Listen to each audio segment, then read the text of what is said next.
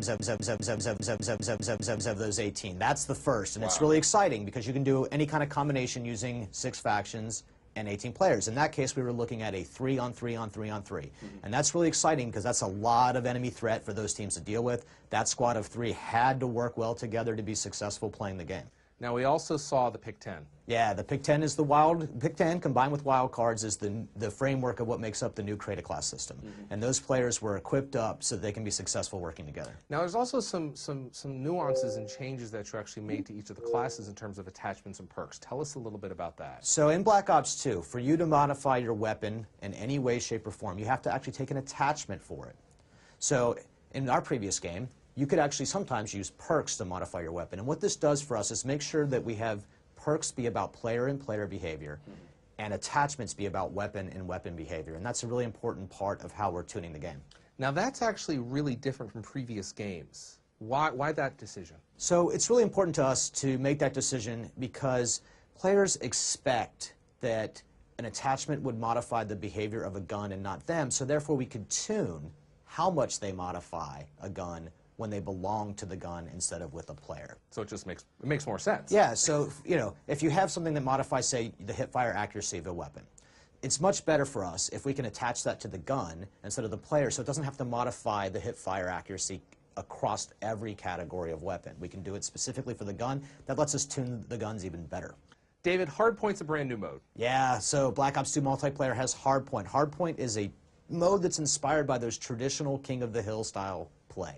So you're going to have to defend an area around the map, and you're going to have to keep those attackers out of there, and you have to be in it in order to score points. That zone is moving around the map, lots of intense action, going into a single place on the map, very fun. Sounds like it's going to be pretty hard to defend. Yes, but that's what the team tactics are all about in Black Ops 2 multiplayer, and we've given you lots of great ways to set up defensive perimeters with Guardian as a crowd control mechanic, and others. So let's turn our attention to the codcasting feature because Hastro is really going at it in there. Yeah, that guy's a professional, and what we did with him is make sure that he and a lot of guys like him have the tools right inside the game to present the game to a viewer in a very exciting way. So that's actually really important because you guys are putting these tools in the game, and there's probably another Hastro out there in the audience right now. So everyone gets these tools. Yeah, I hope we actually find lots of Hastro-like guys, right? And that we can make those guys pretty famous on the internet, becoming color commentators for Black Ops 2. Really exciting. All right, let's get back to gameplay.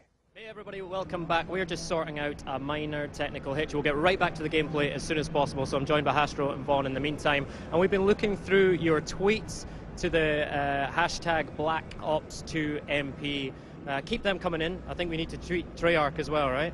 And we want to answer your questions. We want to hear what you think about the game, the new features. We've got a few up here. So @ibonkers says, I'm going to use that codcasting so much. Now, and I've been thinking about this, Hastro, right?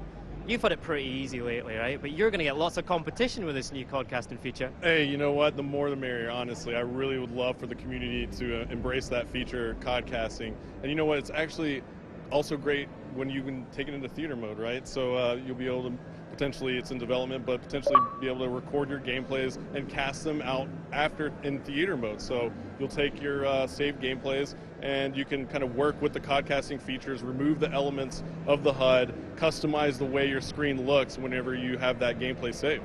Yeah, that's exactly right. And not a lot of people know about that right yet. So when you go into the theater, you can actually pull up codcasting from a game that's already been played. So imagine that everybody can practice being a codcaster, and you're going to see a lot of guys who create video on demand of some of these top games that get played. I think it's going to be amazing what happens. Yeah, absolutely. Absolutely.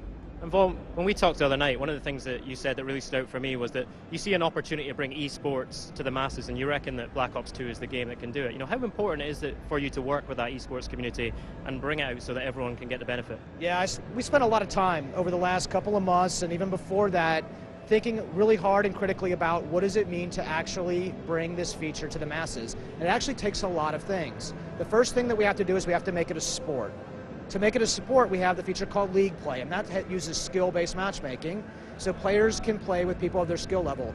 Competition is fun at any level. This is not just for these super hardcore pro players. It's just really good to compete with somebody who's at your skill level. You should win, and you should lose equally. More to that, though, we have the podcasting feature that we just talked about. That's how you put the production around that sport, right? You got guys like Hastro and many others who will come out and help make this very entertaining and fun to watch, and then we have a way to get that to everyone with our live streaming feature. Those three things combined, along with great personalities like Hastro, that's how you get this thing and make it something for everybody. I think that league play feature is really sticking out for me because, you know, I'm definitely not a pro player, but it gives me the opportunity to play and always be competitive against players my level, right? How important is that, Hastro? It's extremely important. You know, essentially, that's the sport of Call of Duty. You know, we're able to create leagues for players to play in, and they're able to kind of track their progress as a team with their teammates. And you know, what's more fun than that? And that's essentially what Call of Duty is, and traditionally. But now we kind of formalize it with ranking yourself up and trying to be the best you can within the division that you play in, and you're also playing against competition that's around your skill level, so your objective is to kind of get better faster than they can. So it's a lot more fun that way, and I think Link Play is just going to be a great feature for everybody out there to play in.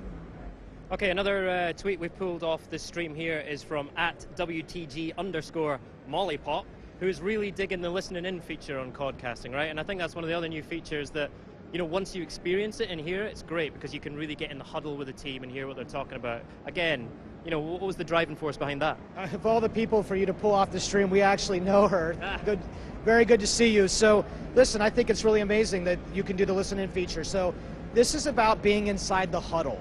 It gives us a chance when you're podcasting to jump in and listen to how that team is communicating, and it really gives you this sense of understanding how these teams are working together, and you cannot be mistaken. When you listen in, you know, and it's almost always the guys who are working really well, their emotions that they're feeling, that's the team that's usually doing really well, right, Hastro? Yeah, absolutely. So we took a listen in right there, and that's in that second round with Envious, and you know, when they're in the lead, and you hear their communication and how well they're strategizing together and making sure that they're working as a team. And you know, it's just so much fun to hear the players talking. I mean, ultimately, we're watching them play, so why not be able to hear a little bit about what they're talking about?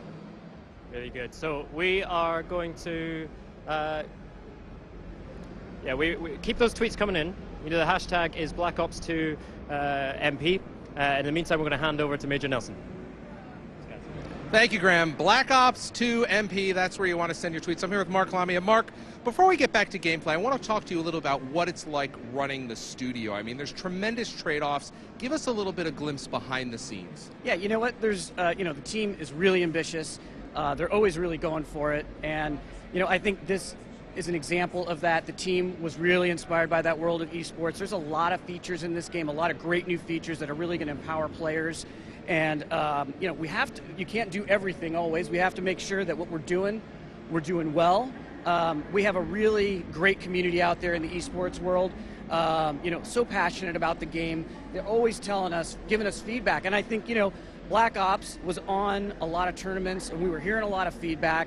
And it really inspired us. I remember Vaughn coming back and saying, there are things here that we can do to really, really, really help propel this game and really make it a great competitive game, sports, you know, the broadcasting features and the things that we do in the game. And that became a priority for us. It was something that we really rally behind, you know. But it's not just for the experts and the pros. You know, we have things in there like our leagues feature. You know, we dedicated our time to that, and that's for everyone. Leagues are for everyone, and competition is for everyone. Why don't you explain to us a little bit about the leagues features? A lot of people, it sounds big and scary, and if I'm a casual player, I may run the other way, but it's exactly the opposite. It is exactly the opposite. You know what? Leagues are for everyone. If you're a pro player or a great player, you're going to love leagues because it's all about skill-based matchmaking. You're going to be able to match up with the best of the best.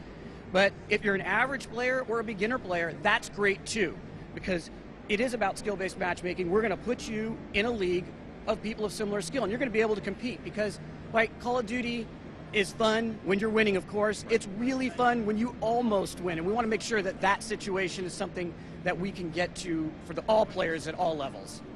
Now, I want to talk to you a little bit about some more things, but we really have to get back to gameplay. So we're going to get over to Graham right now, and he's going to continue with the gameplay, and we're going to see more of these great features. How's that sound? That sounds fantastic. Graham?